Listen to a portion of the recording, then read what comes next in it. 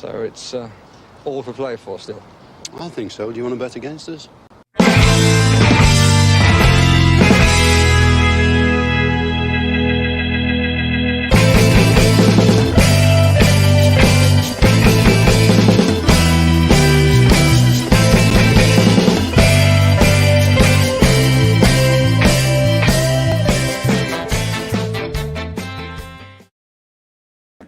Hello, villains, and welcome to For the Love of Paul McGrath podcast. And we're here with a late review and a late preview as well, I suppose, really, if the truth was known as well, because the game is on tomorrow. So we're late on both counts, but we're still here.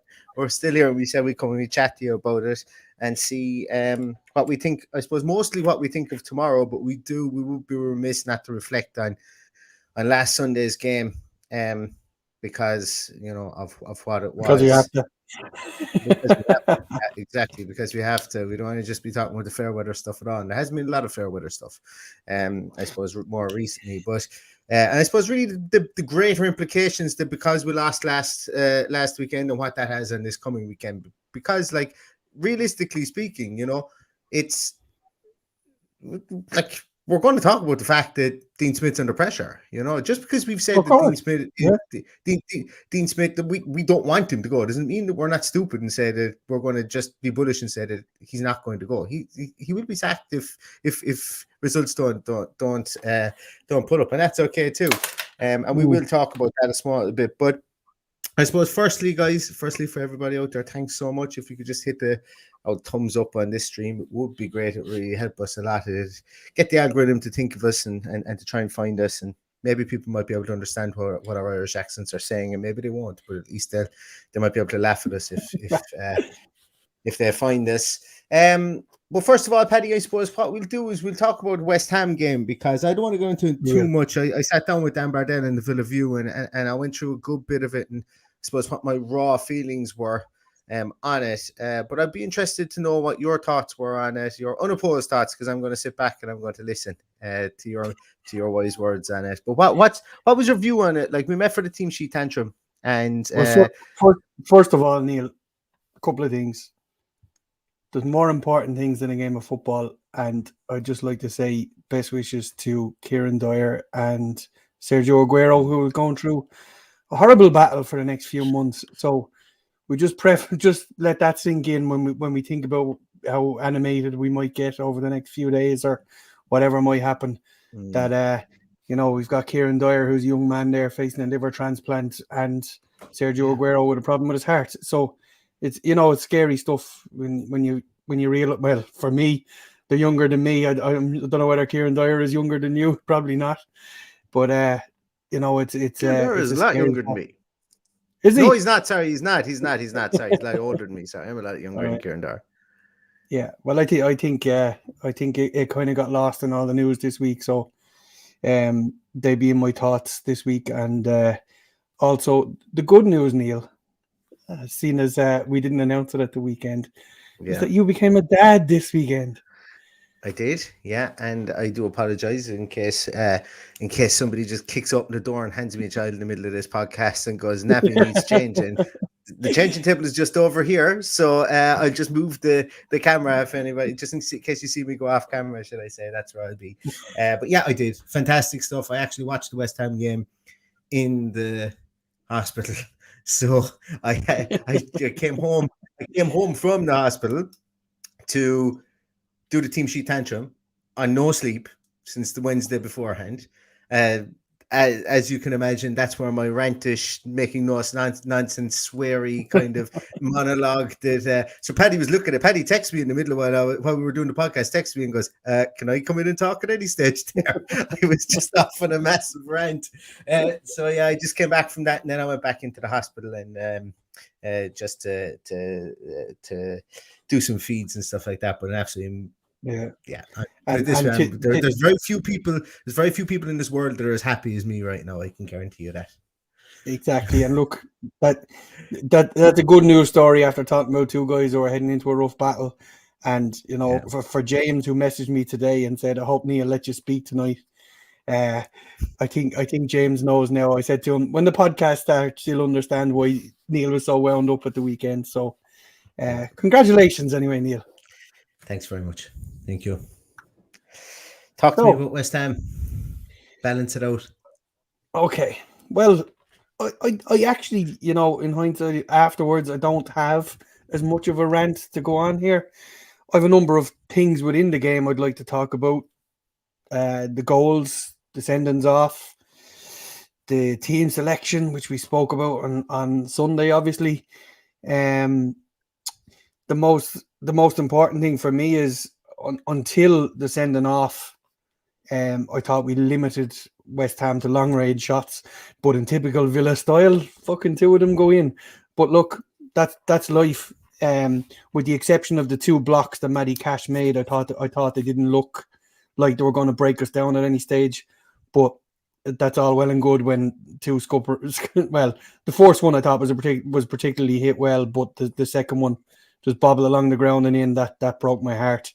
And you've got to feel for Emi Martinez because he went through a rough week last week, had to travel back and forward to Argentina. That's taken its toll on him at this stage. I'm pretty sure it is.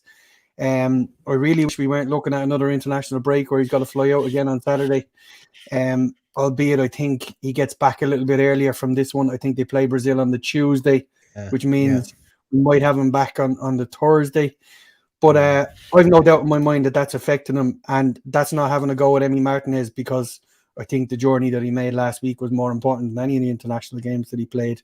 Because as we just discussed, family is everything, and when you've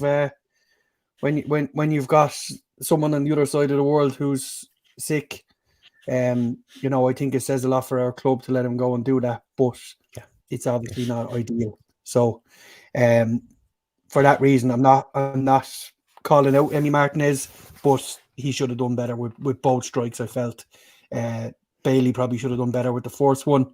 Target was torn too easy for the first one. But as I said, from the lineup, I thought we did okay. I thought they struggled to break us down at times, but obviously the changing point of the game was the sending off. I thought he sent off the wrong player. I thought Courtney House should have went. I really thought they were going to overturn the one they did give and give the other one, but no, that's just stubbornness in my point of view. Because if they thought that was a sending off, they should have sent both of them off because they were both technically by what they're saying they were both red card offences. Yeah. I think the Courtney House one looks worse when it's slowed down. I think there's nothing they could do. My criticism of Courtney House was that when Fornals miscontrolled it the first time, that's when he should have tackled. And when he tackles, then I think he gets the ball, and if he goes, he can go to ground. Whereas when Fornals actually miscontrols it the first time, then gets a touch in it and miscontrols it again the second time, the two of them are a lot closer. So Courtney House can't go to ground because if Fornals can get an actual touch on it, he's gone past him. So he has to keep upright when he makes that tackle. It becomes a big man, small man tackle. And the way he went in, he had to protect himself because they were so close. But like he was always coming out winner in that situation. Caught him up a small bit high, yes, with the forearm. There's no denying. But I think it was big. The way I always look at it is, if it's against us, would you be pissed off? Yeah, I'd be pissed off if that was Declan Rice lifting his arm like that. I'd be pissed off he wasn't sent off. If they had been sent off for the Ezri Konsa one, I would have said we got a bit of luck there because that's the way I felt about it.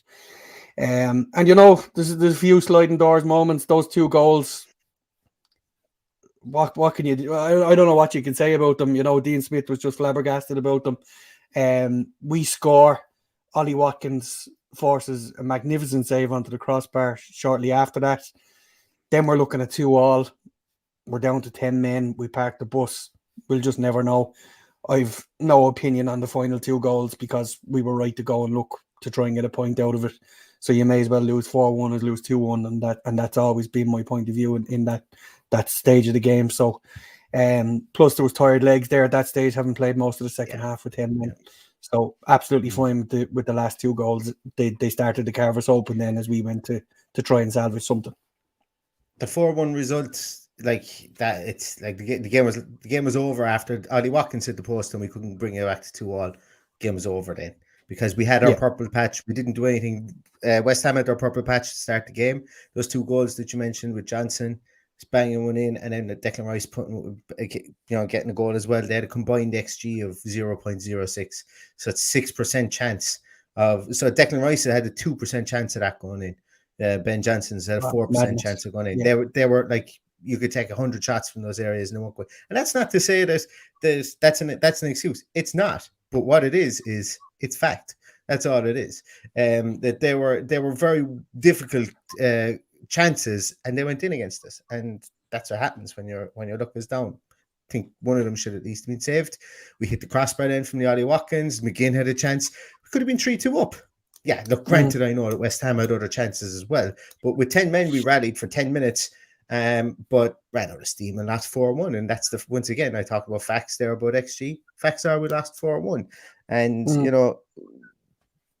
I suppose, look, if Dean Smith brings on Carney, I said this in the Villa View, if Dean Smith brings on Carney Chukwuemeka instead of Ashley Young, there's nothing to give out to Dean Smith about that game. Well, sorry, the Mings piece, you could potentially do it, but, was the fact Mings didn't start an issue while we were 2-1 down? I don't think so. Don't think so, no. No. I've no problem. We've called out Mings in the past for his mistakes. We don't know what's going on in the training ground or in the dressing room before the game, whether something he feels is not right with the attitude or the work rate of Tyrone Mings. So he's perfectly entitled to leave him out if he's going to leave him out. I did have a particular issue with the substitution. I was scratching my head. But he's damned if he does and damned if he doesn't. If Carney comes on and has an absolute stinker, he's the worst in the world. But playing a player out of position just because he's seen as an experienced leader on the pitch is probably not the right thing to do. Yeah, and that's what I was saying there. If Carney comes on, we lose 4-1. Carney gets on the ball and maybe shows something. It's the smarter choice for a manager that's under pressure. If that makes sense, it's the smarter choice, because what it is it's like if you're on a yellow card and you give the ref an opportunity to give you a second yellow card and you get sent off. Well, you can't really blame anyone else other than yourself. You knew you were on the other card. Whereas, with Dean Smith here, he had an opportunity to bring on Carney Chukwuemeka. Maybe and look, he didn't make that decision on his own. He's got 4 people in the dugout with him. And you often see that there's a conflab for substitutions. That's nothing new. That's nothing. The only thing I will say in Dean Smith's defense with that substitution is Carney has been in and out of the squad the last few weeks, so we don't know whether there's an issue with fitness or he played 23s on Thursday as well, didn't he? Was it Thursday they played 23s? Was it Thursday? Maybe. Week anyway. Jeebers, yeah, it might have been a bit too close, and I got the impression that 23s game was to give him game time to get him back up to match fitness. So, with an injury that early in the game, maybe he felt that he wasn't up to putting in 80 minutes. And likely he probably wouldn't have even been in the match day squad if Ings and Douglas Luiz had been fit. Yeah. You probably would have thought that. Well, maybe one of himself or Aaron Ramsey. Probably he would have been, actually. That's probably unfair to say. He probably would have been. Aaron Ramsey maybe wouldn't have been. And then maybe Keenan Davis wouldn't have been as well, because we would have had Ings on the bench with Cameron Archer and such. So look, there's a lot to trawl over in the West Ham game. The more we talk about that, the more angry we get, and the less we'll be able to look forward to this Southampton game. A game which is coming up tomorrow night. A game which I think that everybody. I've always said the games are must not lose games. I thought the West Ham game was a must not lose game. I said it. I think this is a must win game against Southampton. I think Southampton are a very, very interesting an interesting study for a team like us. I think they're a very interesting study. And I'm going, before we go on to talk to Southampton, I'm going to get some comments there in a moment, because there are some comments here, and look, it's heavily Smith related, and I want to talk about some of them, and that's fine too. Like, as I say, if Smith, I'm not going to sit here and it's not that we want to be right about stuff. We're just trying to find context in it, and that's what you said before. It's very, very okay to say Smith out at the moment because of the run of form we're on. I'm still okay with him staying as our manager and turning it around. And I think that he can turn it around. We've lost what is it, 4 in a row? 5 in a row? Is it 4 in a row? 4 in a row, yeah. And people talk about his record since the start of the year, but there are extenuating circumstances for a lot of that. And as I say, we've spoken about it before, but I just want nothing more for him to try and turn it around. And if he can't and he gets sacked, then we bring in a great manager. So be it. That's fine. I just want Aston Villa to win. And same with everybody else. Everybody just wants Aston Villa to win. So whoever's the manager, we'll cheer them on regardless, as long as it's not Remy Gard, the second coming of Remy Gard. I think that's what we'll say. Give me 2 seconds there, Paddy. Actually, I was going to say something there, and I completely went off on a tangent again. Can't remember what I was going to say. I'm sure it'll come back at some stage before we get on. The Southampton and Villa being a good case study. Southampton are a good case study for where Villa are now, because Southampton have they brought Ralph Hasenhüttl on board, good tactical manager that have done really well with Leipzig, and they brought him on board. They've given him time. He's lost they shipped 9 goals, I think, in a game before. They shipped some big losses. They were looking like they were pushing up the table. They've now come back, and the board have stuck with him because of his philosophy and stuff like that. It's just a good case study that, maybe sometimes trying to build with a manager can be good. And it's not always a case whereby you have to sack the manager and get in Eddie Howe like Newcastle did, and Newcastle literally have all the money in the world, and they they couldn't attract a good manager. So look how easy it would have been. They lost the game 9-0. How easy would it have been to dismiss him after that, and nobody would have batted an eyelid, but they stuck with him. And that's not to say Aston Villa should do this. If the Aston Villa board see fit to release Dean Smith of his duties, they better have the right man in place, because it better be the right man in place, because there's some wild names out there. Some wild names out there. When you look at Newcastle and you're talking about the money they have, yet they struggle to attract a manager. We've already seen. I don't know whether Unai Emery was their number one choice, but just remember that if we get sucked into this, it's going to be very hard to attract a big name manager to come and fight a relegation battle for us. So the most important thing is we get points on the board. Yeah, it's a good point. Most important thing. I think one of the guys made that point. I think in the comments in a moment we'll get to it. I think it might actually be this very man that I'm going to put up on the screen here. Tim Sherwood won more games in his 28 game spell as manager, and Dean Smith has won his last 28 games. Let that sink in. I think if we look at the caliber of teams that both of those managers faced in that period of time, I think if you were to go down through it, and actually give me 2 seconds there. So Sherwood 16. You are looking at, where are we? So he beat Leicester in the FA Cup, beat West Brom once in the FA Cup, beat Sunderland, beat Liverpool in the FA Cup, that really famous game, beat Everton, who were comfortably mid-table at that stage, beat West Ham, beat Bournemouth, beat Birmingham and Notts County in the Carabao Cup. So they were the teams he beat. He lost to Stoke, Newcastle, Swansea, United, City. Lost 6-1 to Southampton. Who was managing Southampton then? Would it have been Koeman? Was it Koeman that was managing them at that stage? No idea. Remember. 6-1 back then. Burnley, United, Palace, Leicester, West Brom, Liverpool, Stoke, Chelsea, and Swansea lost to all those teams. So look, I completely understand. No one's saying that we want Tim Sherwood back. I think no one's saying that we want Tim Sherwood back, but it's an interesting one that we're on a sticky wicket for a while, and I think that I think that's what you're trying to say here, and look, it's a valid point that Sherwood won 10 of his 28 games, and Smith hasn't won 10 of his last 28 games, so it is something to look at for sure. Ad says he's nervous about tomorrow. I don't know. Am I nervous about tomorrow? I'm actually excited about it. I'm excited because I feel like we've just had a load of bad luck in the last 2 games, and I feel that something has to change, and we might fluke. I'm nervous about tomorrow, and the reason I'm nervous about tomorrow is, we had, many people will say it was bad luck at the weekend, having the player sent off when we were still in the game. We capitulated against Wolves. We didn't turn up against Spurs. We were awful against Arsenal. Yeah. And there's been a few days now between West Ham and 4 or 5 days on. We can turn it around tomorrow. If we lose tomorrow, we've got 2 long weeks before we go out again. and that's going to be hard to deal with. Yeah. From every point of view, from a fan's point of view. Yeah. Players have to sit on that result for 2 weeks. Some of them go away on international duty. Some of them I wish they weren't going on international duty. I wish any of them were going on international duty. I'd love to see them get a couple of days off and then go hell for leather into fitness training. Because we've shown we've been poor in the last 10, 15 minutes of games. And that points to the fact that we might be short on fitness.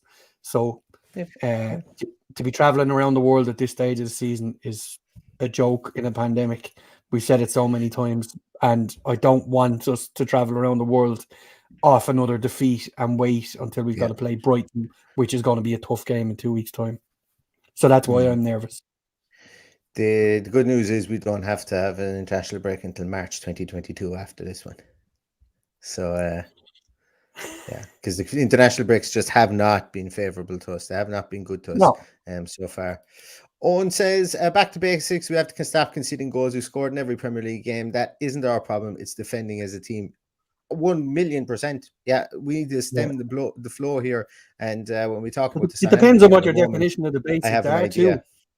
You know, the people say back to basics. You get the defense right. If he puts out 5 at the back tomorrow, people are going to lose their shit. He can't win. You know, if he puts out 5 at the back tomorrow and we win 3-0. Oh yeah, but you'll see in our team sheet tantrum tomorrow. People will lose their shit if we 5 at the back. So he's on a hide into nothing here. So for me, I hope it's not a 5 at the back. So we'll go for it. Pierce says he can't see where the next win or even point is coming from. To be honest, there's not an ounce of encouragement that I can take him from recent weeks. Not an ounce of encouragement in defense for sure. And I think one piece of encouragement is the fact that Jacob Ramsey is fit and that his ankle wasn't badly done, because I genuinely think that we're going to need him. We're going to need him over the next couple of weeks. And you know, it was a real awful one for him to get injured so early in the West Ham game after Impingham winning the top corner against Arsenal. You know, and I find it really strange that he's a good guy. I find it really strange that he's fit again. I wouldn't be expecting like that. That looked like a nasty roll of the ankle. I just wouldn't expect him unless he's just a machine of a man that recovers very quickly.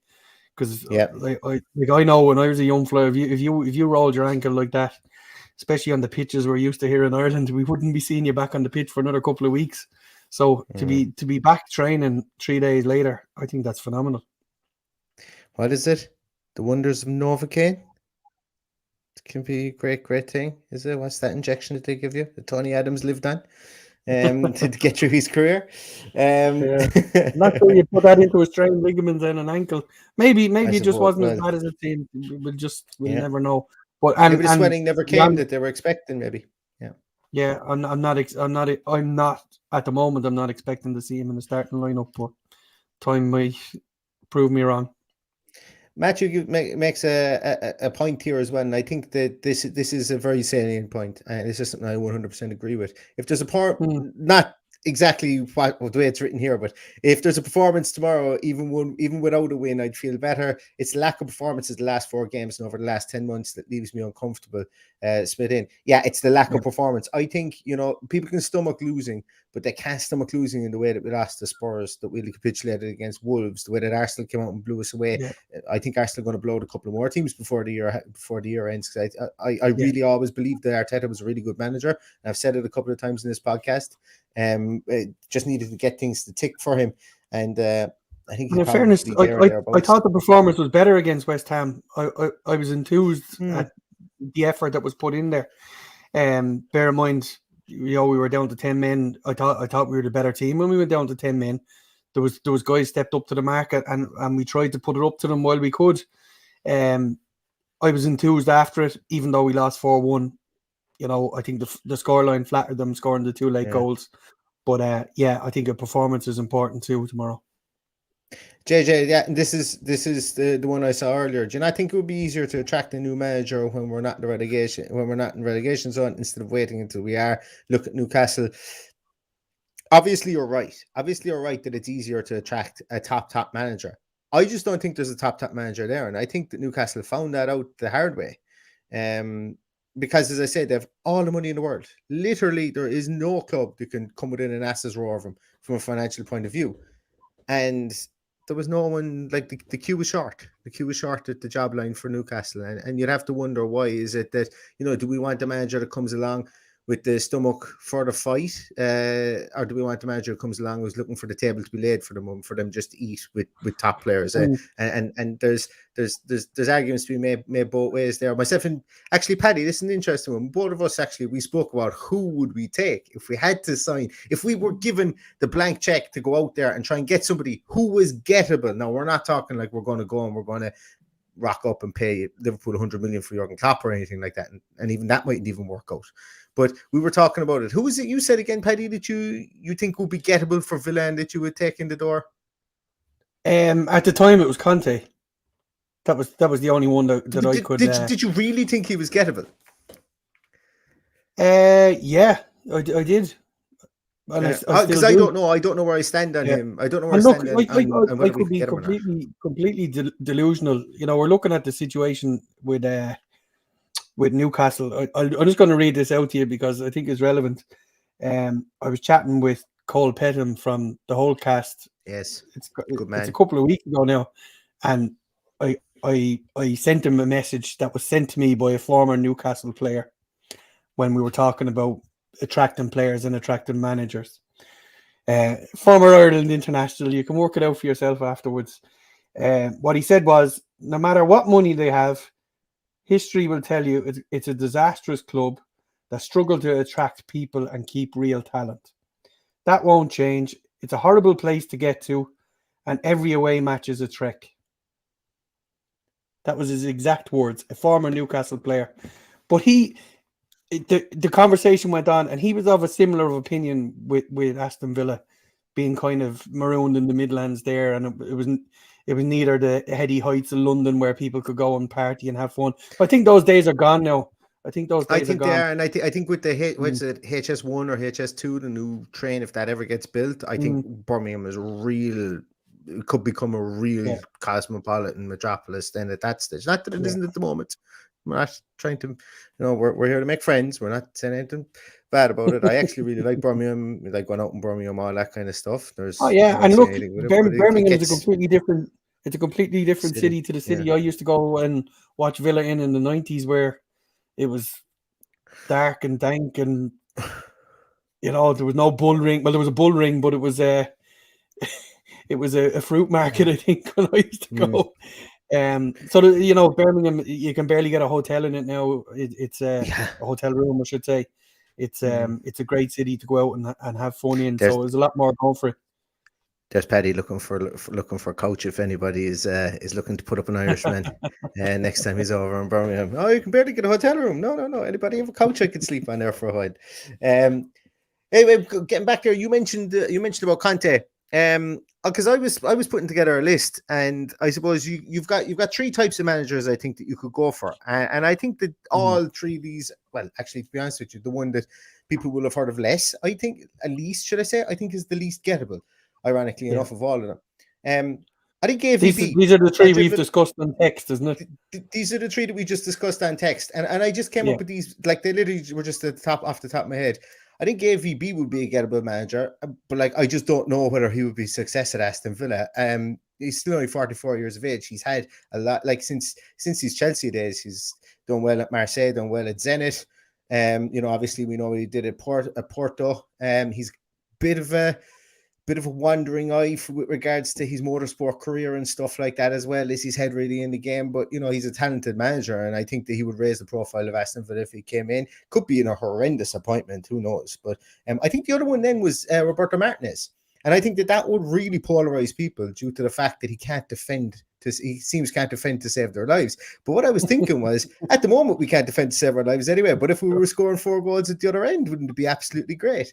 But he's a manager that's obviously managed in the Premier League. Whether his sauce has gone too salty now at this stage, and that it won't work if he comes back into club management is something else. They're two wild suggestions, but they're less wild than Steven Gerrard, I think, really. Who, to be honest with you, I don't think he has proven himself to come and manage Aston Villa. He's a great big name and would be a great leader in the dressing room, put people in their place and stuff like that. But he just hasn't had anywhere near the success. I wouldn't consider him a big name manager. And then the last one that I spoke of was Ruben Amorim from Sporting Lisbon, who is the golden boy of European management at the moment. Took Sporting from a nowhere team, a team that were down their luck, that players were looking to get out. That's how Rui Patricio got to Wolves, and Amorim comes in and next thing wins the league in their first season there, and he plays some really good football.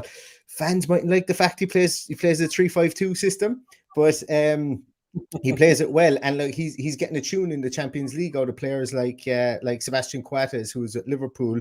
Yes, he does have the two sparkling young guys up front in Conceição and Goncalves that are young Portuguese superstars in the making, but he's tactically bring him with him. His team is beautiful to watch. But anyway, that's all pie in the sky stuff there. And I'm afraid to scroll down through the comments to see what people think of Martinez and AVB. No, but I don't think it's that pie in the sky. And like if you watch Sporting Lisbon, they might play a three at the back, but they're absolutely amazing to watch.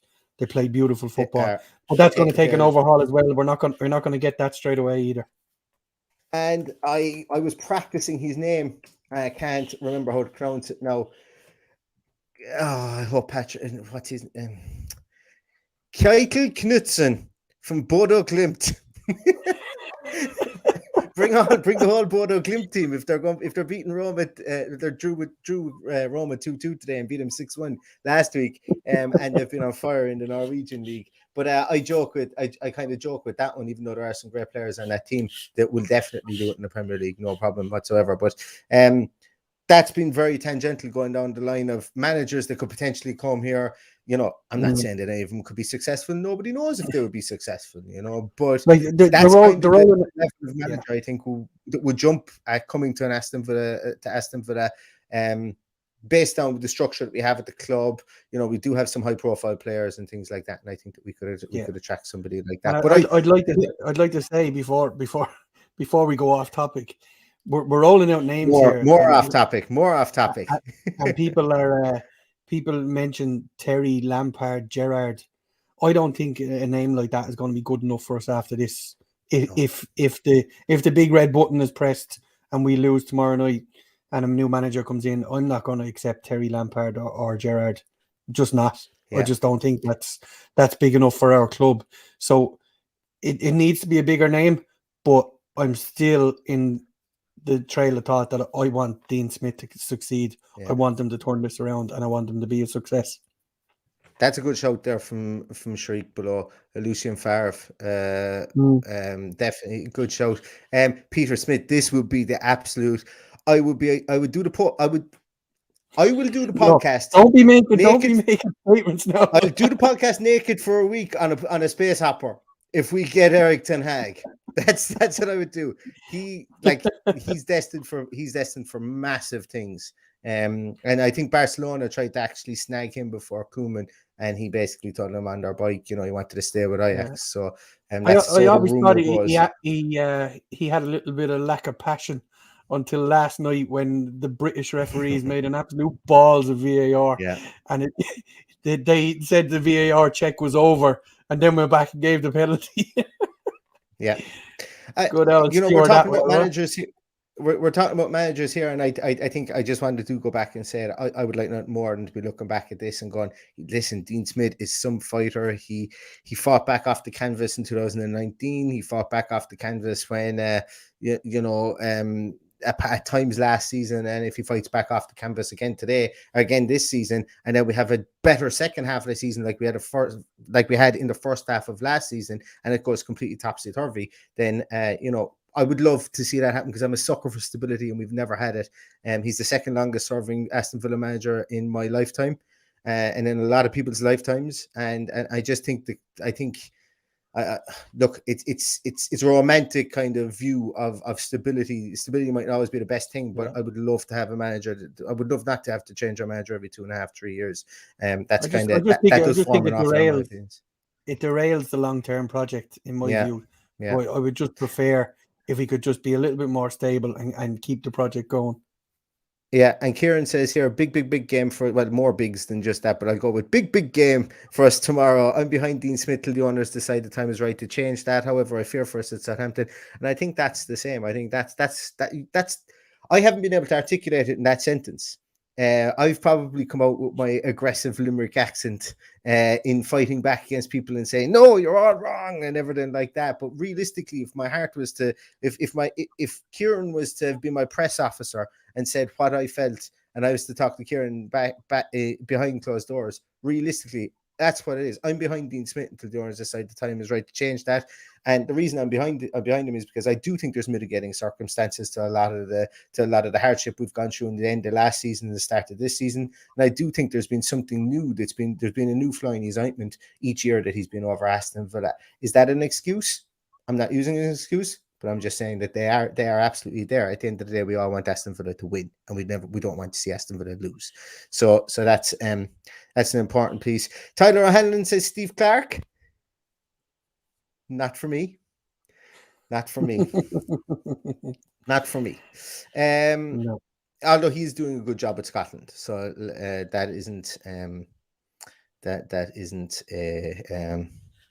I see. There's a couple of comments there about Atletico's manager Diego Simeone. I think that would be some crack, wouldn't it? I worked with a guy that looks exactly like Diego Simeone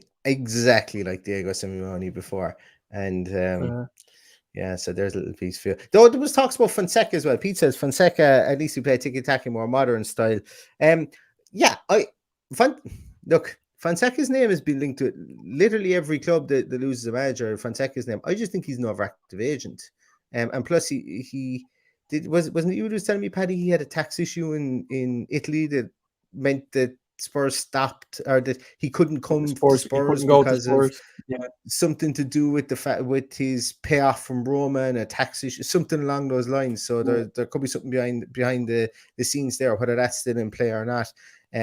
But Fonseca, he's a very beautiful man, and the touchline, and not that Dean Smith is, I'm sure, is a beautiful man as well. But I think with the Fonseca thing, I'd like to know more about the situation as to why he's been linked everywhere, but everybody is overlooking him. He's out there at the moment. Newcastle went with Eddie Howe. I just think that for Fonseca, I would rule that under agent talk for the moment, but not beyond the realms of possibility. Niko Kovac, no, there's a good call. He's a good call. He'd take no shit, but then again, he's a bit of a dour defensive manager at times, and that's why he wasn't liked at Bayern Munich. But who's he with at the moment, actually? Kovac. Good question. Pop it in the comments if anyone can remember who he's with. I was only actually anyway, that's going to annoy me. Paddy, what a segue that was there, or what a tangent that was there, but that's what we're here for. Southampton game, talk to me about it. You mentioned you were worried about it, and you said something about it, but that was ages ago, and I can't remember what you said to me. The main reason I'm worried is the 2 weeks after we're not having any chance to reply from it. I think to lose 5 in a row would probably be, the cries would be huge to press the big red button and get rid of this manager, but it's not going to be an easy game for us, and we know that because they've destroyed us many times over the years. As you said, there was even a 6-1 in there under Tim Sherwood. They destroyed us last year at home, 3-0 down at half-time. That's correct. One saving grace is that we don't have to deal with Danny Ings, because he seems to always have a great game against us, but he's not going to have a great game for us either, because he's out tomorrow, as we know. So we're missing Ings, we're missing Luis, and we're missing, there was one more, wasn't there? Obviously, Ezri Konsa is suspended. And they've got Bertrand Traore, yeah. They've got a clean bill of health. They've got a full squad to choose from, apart from Stevens, who's out in a long-term injury, I believe. So, there's a lot to worry about with this Southampton team. Elianusi, who I've watched many times playing for Celtic, very tricky customer. He's going to be a handful for Matty Cash, and also he's going to be on the opposite wing, Paddy.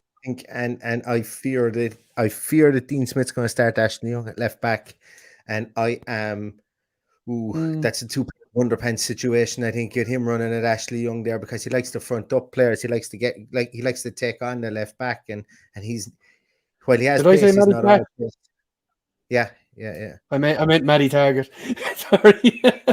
Yeah. I think Matty Target will play tomorrow. I think the psychology of dropping him against his old club would be the final straw for him if he's suffering anyway with confidence. I think he'll start Matty Cash tomorrow. And the final part Matty of what I was Target. going to say about Matty Target, Jesus. I hope he starts Matty. If he doesn't start Matty Cash, there's your tantrum because Then we have a even the problem. most ardent Yeah. Smith in, and I literally have a T-shirt. I can't put my hand in it at the moment, but I have a T-shirt outside there that I have Smith in on the back of it as a prototype. I've said to you guys before. Even the most ardent Smith in fan, if he didn't start Matty Cash tomorrow and dropped him for no reason, would have to ask questions in that instance. Yeah. But anyway, I'll finish this point eventually. Do Matty Target, if he starts, has a huge battle on his hands because he's also got to deal with Liveramento, who has been absolutely phenomenal all season. So, and was on his way to us. Oh, stop! So how we combat that threat down that right hand side for them, our left hand side, will be the make or break for us. The two up front, hit and miss. Che Adams, Armstrong, you don't know what you're going to get. Ward-Prowse, we know can hurt us, especially off the set piece. Redmond or Walcott, whoever it is on the other wing, you don't know which player is going to turn up. You know they're hot and cold. They've lost the guy, the centre half. What was his name? Vestergaard, is it? Vestergaard, yeah.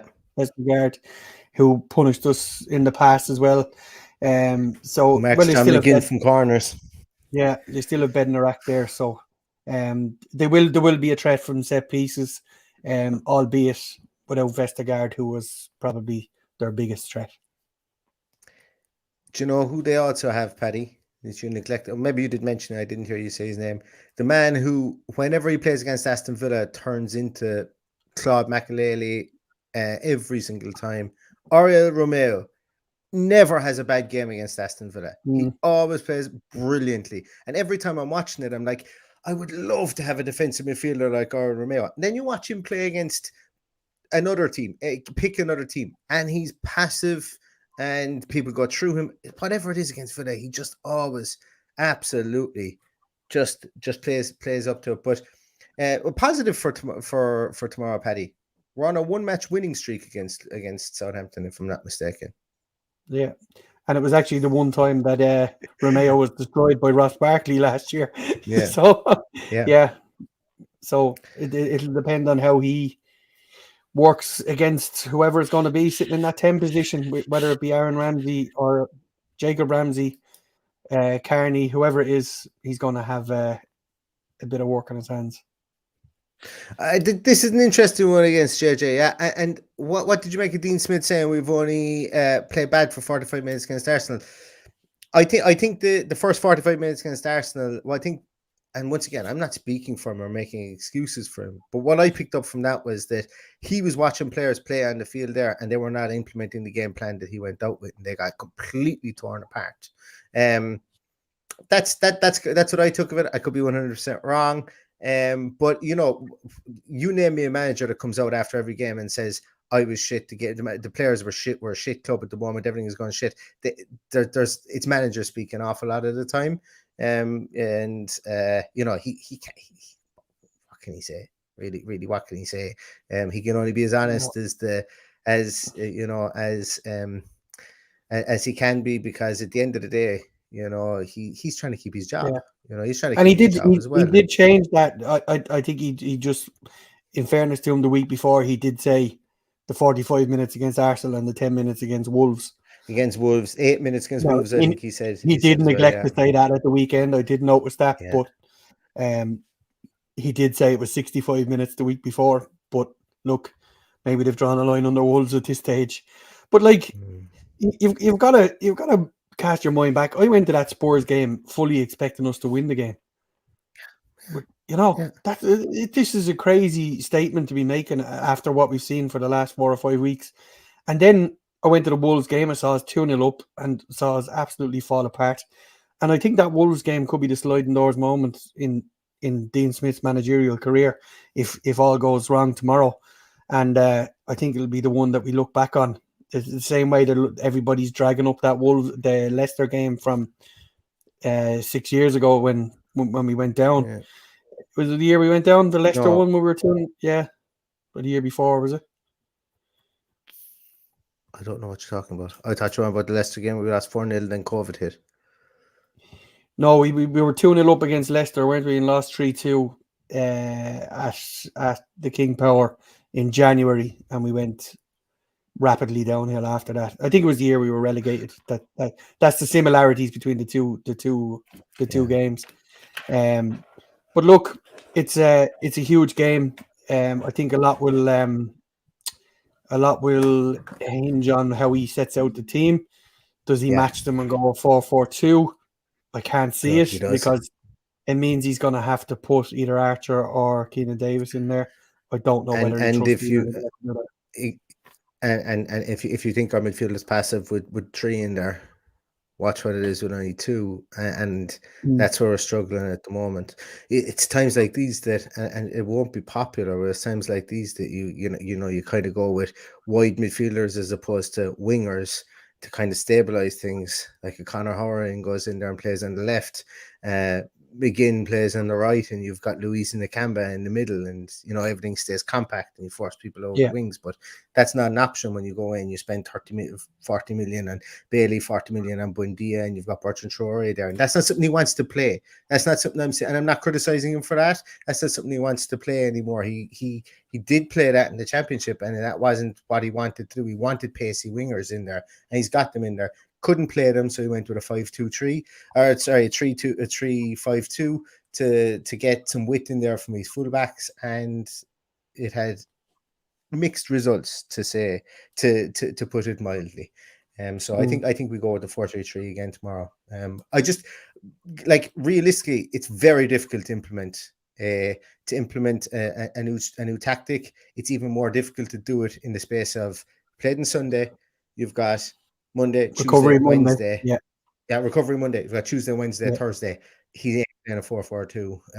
It's realistically only 2 days training. So yeah, exactly. What do you think? Like I suppose for what? Once again, I'll use English. We've got a centre half conundrum, or do we really at the weekend? Is it just going to be two Nzabi wings? Does he go with a right and a left foot in there? But we spoke about Mings earlier. Everybody seems to be pointing at Mings being the issue at the weekend. He wasn't. I didn't think he was. No. I'm open to suggesting that I'm wrong, but I didn't see any negativity. I thought when he came on. Yeah. Pardon? I thought he played well when he came on. Well, he played well when he came on, but I didn't think we played particularly badly without him either. So it depends whether we obviously that he hasn't made any big issue about it. There's been no big statements about why he wasn't picked. I would imagine we're going to see Mings and Nzabi at centre half. I'd be very surprised if it wasn't. I don't envisage that we're going to go to a 3. I think the shit would hit the fan if he went back to a 3 tomorrow against a team like Southampton, because I think there's an opportunity there to go and get 3 points. I just hope that the nerves aren't too bad, that they're not going to just make silly mistakes tomorrow, because that tends to be the problem when you're in a rut, that you get no luck, like last weekend, getting a fella sent off, the ball scraping along the ground and 2 of them going in from long range. Those things don't happen when you're at the peak of your performance. So we need to be at the peak of our performance. We need encouragement. We need players and leaders on the pitch. And yes, I would imagine Mings will play with Nzabi. I don't, for reasons we spoke about in other podcasts, I don't envisage we have 2 left-footed centre halves, but we could. Courtney House does nothing wrong to be left out of there either. If I'm picking the team tomorrow, House starts. Yeah, but in your heart, Mings plays left back. Mings plays left back and we drop target. There you go. There's the hook and tease. Everybody thought I was being controversial for the sake of it, but I was, except in a completely different way. And lads, I don't think it's a bad idea. And it's not punishing Mings or anything. I just don't want to put Courtney House out there. I think for the betterment of the team, to stem the bleeding, that we don't need, if we have Leon Bailey playing left wing, we don't need width from, if we've been playing in a 4-3-3 as a left winger, we don't need width from our left back. So we put Tyrone Mings in there, and he's played left back. He started out his career. He only became a centre half when he joined Aston Villa. And I know he'd probably take it as a demotion, but if you're captain and for the betterment of the team, I am terrified of Ashley Young playing left back against Enianusi. I'm pretty much terrified of Ashley Young playing left back against anyone in the league at the moment. And that might be unfair. And it's not to say that he's become a bad player overnight. It's just there's no support for him down there from Bailey. So I'm thinking we put out a defender, a proper defender, and like if it maybe you say put House out there and Mings goes in centre half. I just don't think it's the maddest idea. I've seen people in the comments say, we could put Bailey up front, we could put Buendia up front and play a 4-4-2. I think that this is it's like, and you could do that. You absolutely could do that. You could play Buendia in a withdrawn position as maybe a false 9 or whatever you want to call him, or in the Totty role or whatever way you want to talk about it. But I think putting Mings in there could really be a nice band-aid to stem the bleeding, and will make us a lot more stable as a back four. And remember, I actually think Tyrone Mings was one of the people who came out of playing a back three with more credibility from it, because I thought he actually did pretty well in a back three. I thought Tuanzebe was poor in a back three. I thought Konza lost his positioning an awful lot in a back three. I don't think it's the craziest idea to play Tyrone Mings at left back. Whether he'd even turn up for the game or not, if that was the case, but I don't know, because it could be seen as a demotion. I think it might actually be a masterstroke, because he's able to play a long ball. He plays a long ball. Just remember that the point I made earlier about Matt Targett going back to his old club, he's obviously a guy struggling with confidence. I really think if we take him out tomorrow, we lose him until we buy a left back in January, because it will absolutely kill him. And I think he's a point to prove tomorrow. So I'm absolutely 100% behind playing Matt Targett tomorrow. I haven't been over the last few weeks. I just think, going back to your old club, if they drop him tomorrow, that is just going to sap everything out of him. And that's true as well. But I do agree, Sean. Well. I do agree that he has been a weak link. I'm not dodging this at all. Absolutely, he hasn't been up to the standard that he was last season. So there's something wrong there, and I believe it's confidence. It can only be confidence, because we know there's a player in there. Yeah. Interesting one there as well from JJ. And sorry, JJ, you're just making some good points and you're asking some good questions here. Do you think Smith would get another Premier League job when he leaves?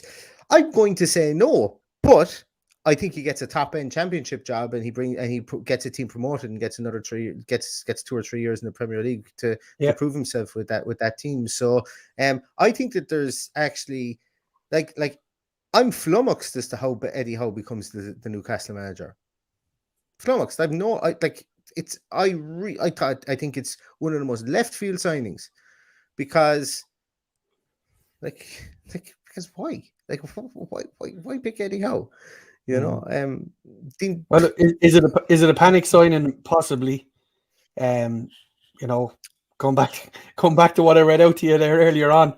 Maybe there's a lot of merit in that statement. But Eddie Howe is a good manager. Eddie Howe is a good football manager. I think he could be fairly decent at Newcastle. Whether he gets them out of that, whether they back him enough in January to get him out of that, I don't know. Smith would get Watford at some point. Yeah, at some point over the next 3 weeks when they go through another 8 managers. At Sean, if they kept going with my coaching badges, I could have been the Watford manager. Yeah, and today we're having. Yeah, that's it. Every time you go into the podcast, I'm going to introduce you as future Watford manager Paddy Kelly.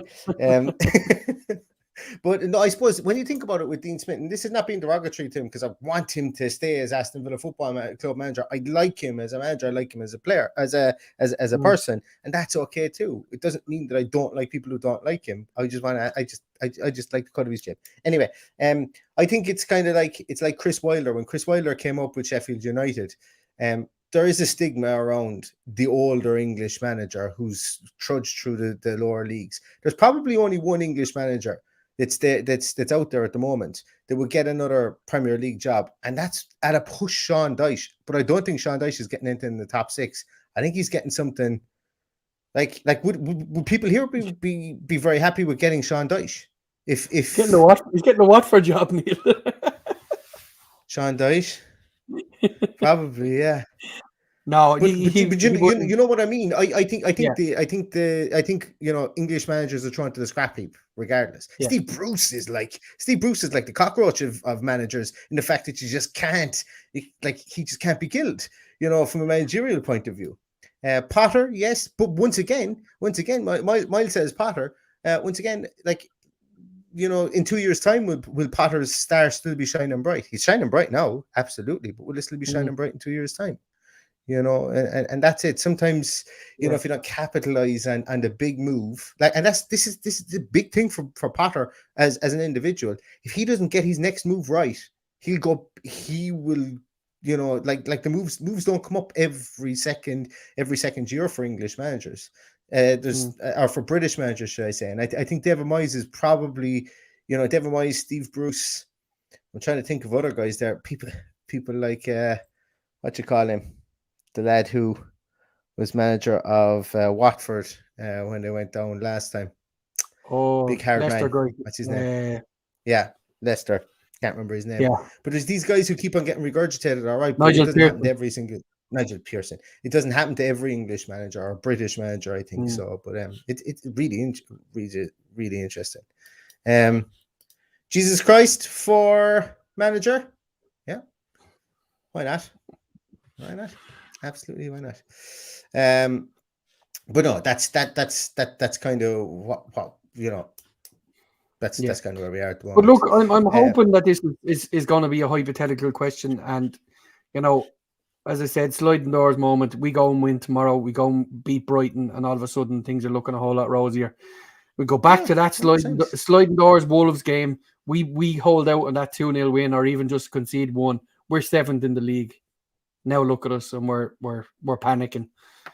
That's just the way it is. With another 3 points on the board, we'd be looking a whole lot rosier, and it wouldn't have been 4 matches in a row with no points. So that's the bigger issue. We just need to go and get 3 points tomorrow. Don't want to see any looking over our shoulder anymore. Just push on, get the results on the board, because we have a rough December. Last before we go, lineup predictions and make a stab at the result. Martinez, Cash, Tuanzebe, Mings, Target, McGinn, Nakamba, Ramsey, Buendia, Watkins, Bailey. I think it's going to be the same starting 11 with the two. I think the only talking point we're going to have tomorrow for the team sheet tantrum will be, will Aaron Ramsey start, and will he go with those two partners at centre half? There's nothing else going to change for me. Jacob Ramsey or Aaron Ramsey? If Aaron Ramsey starts, that will be definitely Jacob Ramsey. It's 10 o'clock, Paddy. It's 10:30. Too many Matts and too many Ramseys. Yeah, absolutely. It's 10:30. Jesus, I completely lost track of time. My child had been taken off me, and I won't have even got past a week with her at this stage for neglecting her for an hour. Where's the father? Oh, he went to do a podcast for an hour. Oh, Jesus, can't be having that. But no, we are. I think Villa are going to get. I think Villa are going to get something out of this. Away game at St. Mary's, long trip. It's a character one. It's going to be a character one. If they don't get something out of this, well, yeah, if they don't get something out of this, it's a matter of time before it just gets blown up, and we've got a new starting point, and there's going to be a lot of players that are going to be looking around the place, going, "Where's my international future going here?" And I think there's a lot of players now need to stand up and be counted at this stage. That's first and foremost for tomorrow. I think whoever the leaders are on that pitch need to be standing in that dressing room after Dean Smith has left and go, "Get a fucking grip, lads. Let's get out here and get stuck into these. Leave nothing out there on the pitch, because this is a cup final tomorrow for me." If they've any respect for the manager, if you have any respect for the club, they go out and get the 3 points tomorrow. And if they don't get the 3 points, they leave everything on the pitch trying to get the 3 points. Yeah. Villa 2, Southampton 1. Neil Dummert's prediction. Yeah. I think there'll be goals. I'm going to go, 2-1. 2-1. 2-1 Aston Villa. I just hope the players share our optimism. I think they will. Look, there's international places there for likes of Buendia, not in any Argentinian squad. Ollie Watkins dropped from the England squad. Ali Watkins dropped from the England squad. Ming's lucky to be in the England squad. There were people calling for other players than him. Can we share? But the big thing here is that Gareth Southgate is really annoyed. I was just about to say it. The England lost Matty Cash to Poland, even though Gareth Southgate never picked him for an underage English team that he was manager of. Matty Cash has never played underage for England at any age group that matters for England. He's 24, and Gareth Southgate had a lot of time looking at him to play at right back last year, but he took 8 other right backs, or 12 other right backs, or 45 other right backs to the Euros last year. Yet he's now pissed off that they've lost out on Matty Cash to Poland. Yeah. Oh, that was it. I had a good hearty laugh at that when you sent that on to me, Paddy. I had a good laugh at it. Maybe he's trying to do the all Irish trick on it and hope that Matty Cash doesn't get a run out in these international games, and maybe he can recall him for the November game or the March games. Yeah, what a clown! So. What a thing to say at this stage is just crazy. 24 years of age. It's not like he'd been looking at him playing under 21s or under 20s or 19s. Coming up through the system in George's Park or whatever. He never played for England at any underage level, and he comes to Aston Villa, and he had an ample opportunity to put him into a squad last year, and he didn't. Can I address something here, Neil? You can address 2 things, yeah. Because Homeboard Digital has asked me, is there lightning in Dublin, Paddy? For some reason, it's obviously not clear. You say it often enough. I'm from Dublin. I don't live there. I live in Limerick, so I've no idea. So I hope I get a message once a week about living in Dublin, but I don't actually live there anymore. I've been here for 20 years. That's why I have a little bit of a strange accent. Yeah, sometimes we get you wearing a plastic bag over your face one of the days. No, like a rubber bandit, like one of the rubber bandits. Yeah, like one of the rubber bandits. Right, lads, everybody off to bed. Big game tomorrow. Get your sleep in. Everybody's going to need to be up in arms when the team sheet is announced, and everybody's going to need to be full of, what do I say? Everybody's going to need to be full of piss and vinegar for this game as well to get us over the line. We'll be back tomorrow. We'll be back tomorrow with a team sheet tantrum. What time will it be, Paddy? It will be 10 to 7. 10 to 7. We will be here with a team sheet tantrum, and and hopefully we'll be shouting on Aston Villa to a victory. I do think they can win. For the Love of Paul McGrath podcast, consensus is Aston Villa are going to win 2-1. I think it's going to be a nervy encounter. I think it's going to be one of those ones that that it might be somebody like Nakamba comes up with a worm burner from the edge of the area after a ball is headed out from across or from a corner or something like that. I think it might be something like, was it Ezri Konsa's goal against Watford, in the season that we just about stayed up. I think we could have a game like that whereby we just get a result. Somehow we're not too happy. We don't know how we got it. The level of play in the game isn't great from either team, and we just plug a result out of somewhere. That's what I'm hoping for, and I'm hoping that those type of character building results can come from tomorrow. So let's see. Right, lads. Back again 10 to 7 tomorrow. We'll be back with Team Sheet Tantrum once again.